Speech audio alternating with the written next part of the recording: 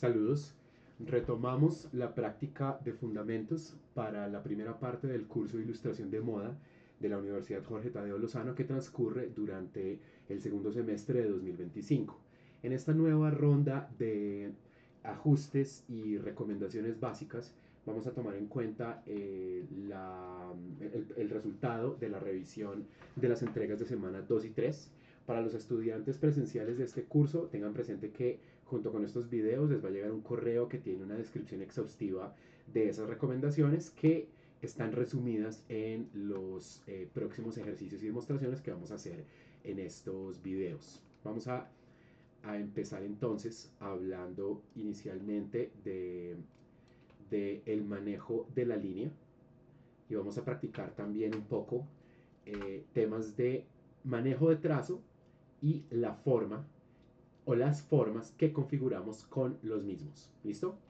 Entonces, primero que todo, vamos a retomar para que esto sea muy eficiente los diseños que habían sido explorados en una versión anterior de estos videos. Tenemos un figurín que pues tiene algunos detallitos que se pueden mejorar a nivel de proporciones. Creo que la cabeza puede ser un poquito más pequeña, pero en general tenemos un figurín creado de observación que se presta para hacer unas indagaciones interesantes y muy útiles.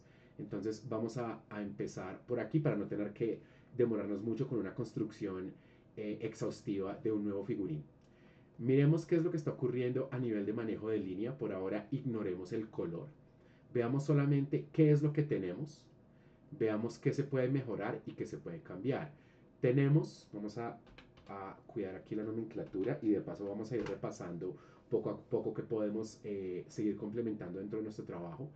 Miren que yo puedo a estas dos capas decirles clic derecho, ponerles un color indicador para empezar a crear unos agrupamientos que me permitan una rápida lectura de lo que está pasando con mis capas. ¿Listo? Entonces tenemos dos estructuras que son idénticas, aunque la de la derecha tiene algunos ajustes de contraste y tiene un poquito más de transparencia, pero de hecho si subimos al mismo nivel nos damos cuenta que sí, básicamente lo mismo.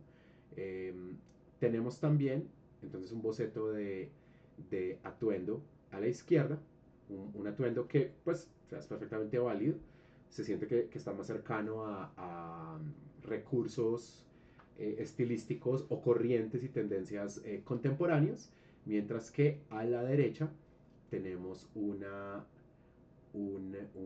propuesta de vestuario que es más aventurada, que está más ligada a lo que puede ser una subcultura, lo que puede ser también un tema de ficción. Vamos a bajarle la opacidad a los dos figurines para que podamos apreciar mejor lo que está pasando acá. Entonces empecemos haciendo un repaso de temas de línea. No es obligatorio que el manejo de la línea se entienda como un croquis de un trazo negro constante para que lo entendamos como una línea bien hecha. ¿Listo? O sea, si yo tomo la propuesta de vestuario, sea la de la izquierda o la de la derecha, y por ejemplo, nuevamente le bajo la opacidad y voy a crear una línea 1 y selecciono un pincel que no tenga textura, puede ser un pincel básico. Recordemos que si el pincel tiene semi-transparencia, entonces lo que vamos a hacer es ajustar en la capa ajustes de pincel, perdón, en la capa no sino en el panel ajustes de pincel, vamos a ajustar la opción que se llama transferencia con el propósito de crear una huella que sea completamente opaca. ¿Listo? Eso es válido hacerlo y es válido que uno quiera trabajar con una línea negra, pero es algo que vale la pena cuestionar porque se presta mucho para que haya un nivel de relativa rigidez en el manejo del trazo. Y esto, de nuevo, no es por un juicio subjetivo, algo que yo constantemente digo en clase y en estas demostraciones y correcciones. No es que sea una mala idea o que esté prohibido, mucho menos, la noción de tener un line art final, pero es algo que vale la pena cuestionar, porque es un tipo de dibujo que, si bien puede tener muy buena apariencia, también se presta para un manejo muy rígido del elemento línea. ¿Listo? Sobre todo para aquellas personas que recién están empezando, se puede volver un recurso que no es el más acertado, porque con frecuencia no lo van a trabajar como yo lo estoy trabajando ahí, donde por lo menos uno puede decir, bueno, puede que no sea el recurso más llamativo, pero al menos está siendo manejado de tal manera que no pierda dinamismo. Se está manejando como fragmentos de línea que se van encadenando. No, en lugar de eso, lo que se está hablando aquí es cuando una persona recién está empezando a trabajar con dibujo y pintura digital, vamos a estar hablando con frecuencia de un trazo que es tan rígido que pierde su apariencia dinámica. Es un trazo que también está ligado a un problema ergonómico, un problema del movimiento eh, puramente mecánico que uno hace con la tablet, a veces de la pose que uno asume frente a la tablet. O sea, aquí no estamos hablando de si tengo tal o cual estilo, sino de si nos movemos con una mecánica que se pueda considerar efectiva para lo que estamos persiguiendo aquí. Entonces pueden darse cuenta que la línea de la derecha por lo menos tiene algún nivel de valoración, podemos alcanzar a percibir los cambios de tamaño, mientras que acá a la izquierda tenemos una línea que puede llegar a completarse, pero que tiene una apariencia más tosca y eso no la hace tan interesante. Entonces vamos a llamar aquí esto línea 1 prueba, no voy a borrar esto para poder tenerlo como un elemento comparativo. Vamos a crear una nueva capa que se llame línea 1. Vamos a explorar qué es lo que va a pasar con ese elemento línea. Entonces, por ejemplo, quiero cambiar el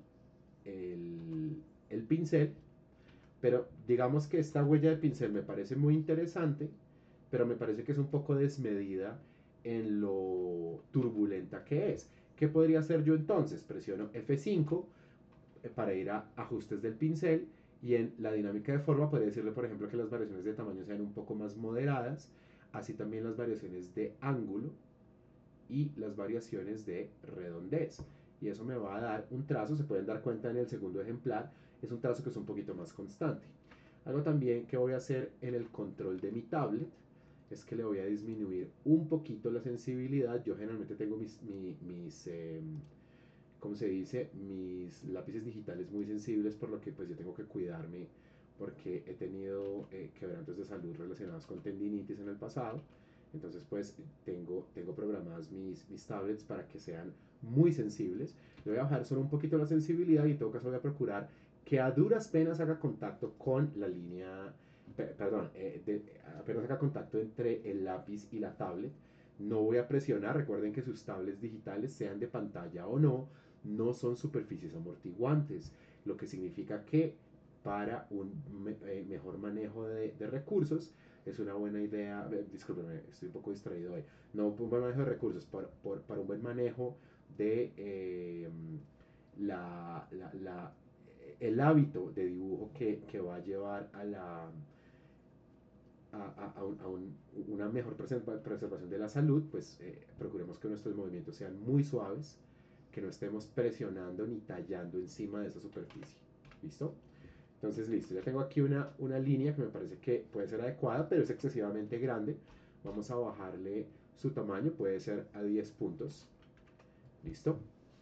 Y ahora vamos a crear entonces un primer ejercicio de línea donde no me va a interesar tanto la creación de un croquis, sino la creación de un manejo de línea que se pueda sentir que es superior en términos de cantidad de datos, información de diseño, de anatomía, de pliegues, que sea superior a lo que tiene el boceto preliminar. ¿Listo? Quiero jugar también con la idea de un trazo que se pueda sentir como ligado como a tinta, como a la idea de pronto un pincel seco o una plumilla. Entonces me interesa que haya mucha ligereza. Algunos trazos puedo dejar que sean más largos que otros. Tal vez ese no. Algunos trazos pueden ser más largos que otros. Cuando llegue el momento de los pliegues puedo jugar con la interacción de múltiples líneas. También puedo ir haciendo algunos ajustes para lograr una representación más exacta de cómo la tela cubre el cuerpo. Acuérdense que no estamos buscando crear pliegues en términos decorativos, al contrario, lo que nos interesa es intentar razonar de la manera más correcta posible sobre el comportamiento que tiene la tela cuando cubre el cuerpo, al cuerpo y sus partes. Entonces por eso es que no me interesa la idea de llenar esto como de arruguitas, sino por el contrario tratar de crear una representación coherente de lo que le hace una tela, que además siempre va a tener características particulares, o sea, no tela en términos genéricos, sino tela como, en este caso, un material que evidentemente tiene que ser muy delgado para lograr tantos pliegues y tener ese movimiento tan fluido encima del cuerpo, ¿no? Entonces estamos buscando esa representación que es en últimas una abstracción de materiales, ¿vale? Si la tela es más ceñida o es más pesada o las dos cosas. Entonces la manera como las siluetas de ese textil va a cubrir y a rebasar la silueta del cuerpo o adherirse a la silueta del cuerpo, pues va a tener que tener una representación diferente. ¿Listo? Entonces fíjense que aquí ya va surgiendo entonces una representación de ese tipo de línea, ¿no? Donde nuevamente lo que no me interesa es esa idea del croquis constante. Eso no vamos a decir que eso sea malo, no es una crítica por la crítica, no es un juicio puramente de opinión, sino es un juicio práctico y no es obligatorio crear la idea de un contorno completo. Cualquier persona que vea bocetos, por ejemplo, bocetos y artes, ya sea para diseño de moda, ya sea para patronaje, ya sea para preproducción de audiovisuales en términos de diseño de vestuario, sabrá que hay un valor muy grande en el boceto como un recurso que ayuda a pensar el diseño sin que se necesite un acabado de altísimo nivel de detalle. Lo que nos interesa siempre es que esos bocetos tengan precisión, no que estén persiguiendo ni realismo, ni que estén persiguiendo la representación naturalista de las cosas, sino que podamos ser concretos y precisos en lo que estamos intentando representar. ¿Listo? Aquí voy a hacer algunas variaciones. Quiero sentirme más satisfecho con ese diseño de, de pliegues. Creo que los estoy dejando un poco aleatorios.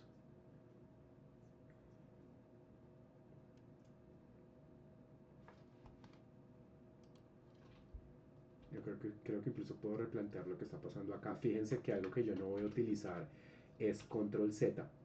Lo que estoy buscando es que haya un trabajo fluido, ¿no? Entonces la, la aparición de ese recurso que lo que hace es suprimir el flujo de trabajo no me interesa. No voy a simplemente a deshacer paso a paso, sino cuando lo necesito puedo devastar áreas completas del diseño y replantearlas con rapidez. Entonces digamos que ahí tenemos ese y aquí vamos a seguir planteando entonces ese comportamiento de una tela que al principio se ciñe mucho a la pierna y después cambia de dirección, cambia de caída por el cambio de la condición de la tensión del pliegue de tela o del segmento de tela, que de repente ya no está siguiéndose al cuerpo, sino que tiene un movimiento que es mucho más libre. Entonces planteemos lo primero, lo que acabo de hacer ahí. Recuerden, presiono la tecla R y yo puedo girar la visualización de Photoshop. Ahí no estoy haciendo, ¿cómo se dice? Cambios en el lienzo, solamente en su visualización como un elemento virtual. Es decir, yo no estoy diciendo al lienzo que gire para que el archivo tenga un cambio permanente. Eso es algo que después se vuelve muy obvio, pero que al principio tenemos que tenerle mucho cuidado para no ir a confundir la idea de la rotación del lienzo con la rotación de la visualización del lienzo. ¿Listo?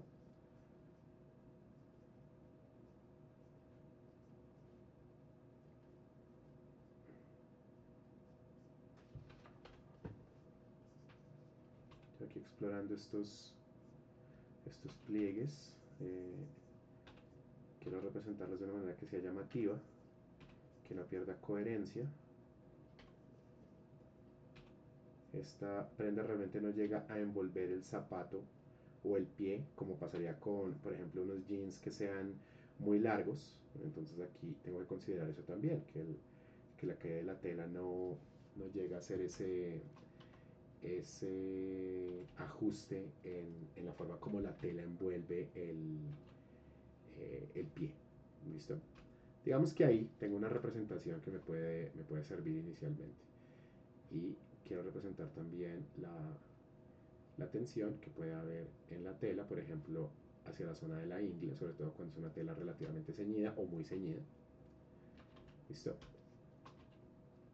Entonces fíjense, estoy tratando no solamente de reteñir, sino tratando de darle algo más de información extra al, al diseño que estoy haciendo para que en tanto que línea sea un diseño que se sienta más completo. ¿Vale? Por ahora la información de color no existe, por ahora la información de, ¿cómo se dice? La información de texturas o información de brillos, todo eso tendría que venir después, pero por ahora estoy buscando que el diseño se sienta que tiene suficiente coherencia y que estamos trabajando de tal manera que podamos entender que el boceto ha sido trascendido con un nivel de línea que es superior porque su información sea precisa, pero sin preocuparnos por aquel tema del croquis. Siendo una clase de ilustración, tienen un cierto margen de maniobra que les recomiendo que se den la oportunidad de aprovechar. Y como en la mayoría de los casos, si no todos, estamos recién empezando a cultivar la línea digital, les voy a recomendar también que traten de explorar líneas que tengan un origen delicado, que sus movimientos y su elección de pinceles y la apariencia de las cosas se preste para que no leamos una línea tosca, sino por el contrario, una línea, ¿cómo se dice? Muy suave, muy tranquila, creada con delicadeza. Eso creo que nos va a servir mucho para cultivar mecánicas de clase y se va a prestar también para que, por ejemplo, al momento de pintar, tengamos una mejor comprensión de lo que ocurre con el manejo de texturas, el manejo de los acabados pictóricos que necesitan mucho, por ejemplo, temas de transparencia, necesitan mucho de un manejo dinámico y tranquilo de opacidades. Entonces, pues estar siempre conectados con esa idea de que voy trabajando desde trazos que son muy suaves, que no voy a estar haciendo reteñidos, que no voy a estar usando control Z. Todo eso se presta para que ese trabajo vaya viendo la luz de una manera muy eficaz. ¿Listo? Aquí con un par de trazos extra voy a finalizar esta propuesta. Un tema del que yo he hablado en clase y que lo quiero seguir mencionando es que, por ejemplo, la textura de la cabellera, que es una de las que se presta para un manejo más complejo a nivel de diseño de acabados y diseño de superficies, se puede volver un ejercicio más de ¿cómo se dice? De simplificar y sintetizar la cabellera en lugar de la representación de las fibras individuales. ¿Sí? Eh, esa representación de la cabellera como bucles, como mechones, como zonas, como un diseño concreto de algo, ¿sí? Un diseño de una silueta que no surge solamente por virtud de tratar de crear una textura sobre la marcha. Es un tipo de ejercicio que de pronto no es tan intuitivo, de pronto nuestra naturaleza dice, no, lo que yo tengo que hacer es ponerle a la cabellera pues su textura, eso es lo que corresponde, crear el diseño del cabello. Pero precisamente estamos pensando en el diseño de formas que describan la sugerencia de la existencia del cabello, más no la creación de la textura de ese mismo apartado. ¿Listo? Entonces todo se está pensando desde esa óptica de diseño de formas.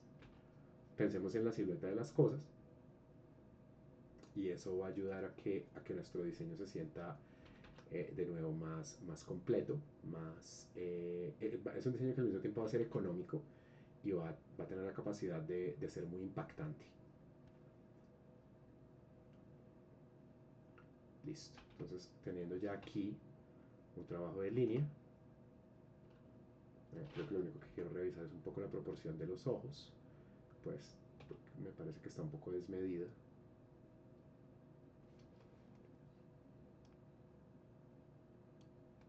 Sí, creo que ahí se ve mejor. Y aquí quisiera, como esta es una cara que está en un ligero contrapicado, entonces esa apariencia del rostro siempre se presta para que haya una posibilidad de confusión. Entonces quiero ser aquí un poco más preciso con la forma, por ejemplo, de la garganta, las líneas que conectan con el resto del cuerpo, y creo que ahí puede estar. Entonces miremos qué es lo que está pasando acá. Teníamos un nivel de un nivel inicial donde lo que tenemos es ese figurín y encima del mismo construimos un boceto de vestuario, y ambos tienen la característica de que su lectura es en general lo suficientemente acertada para describir que ahí hay algo, pero a nivel de acabados, esto lo mencioné también en un video anterior, a nivel de acabados intencionalmente son casi chapuceros, casi, porque igual están tratando de ser como esa especie de trazo rough muy general, pero cuando llegamos al tema de la línea, ya estamos viendo entonces cómo el comportamiento de esos bocetos, si, al servir como estructura, puede dar paso a una línea que de cerca alcanza a tener una buena apariencia, no pretende leerse como croquis, muestra el manejo de línea caligráfica que estamos explorando en clase, y, y evita pues ese tema del croquis sobre trabajado, ¿no? Ya lo último es que mirándolo de cerca, que siempre es una buena idea que cuando uno crea que terminó, le dé una mirada a las cosas. Creo que las líneas de esta prenda pueden, en este sector pueden ser un poquito más exactas, más tranquilas. Además, en un momento en que siento que se están acumulando ya demasiados trazos, quiero que se alcance a entender que el antebrazo está pasando por detrás de la cabeza, que es lo que está pasando acá. Y en todo caso no lo vamos a sobretrabajar.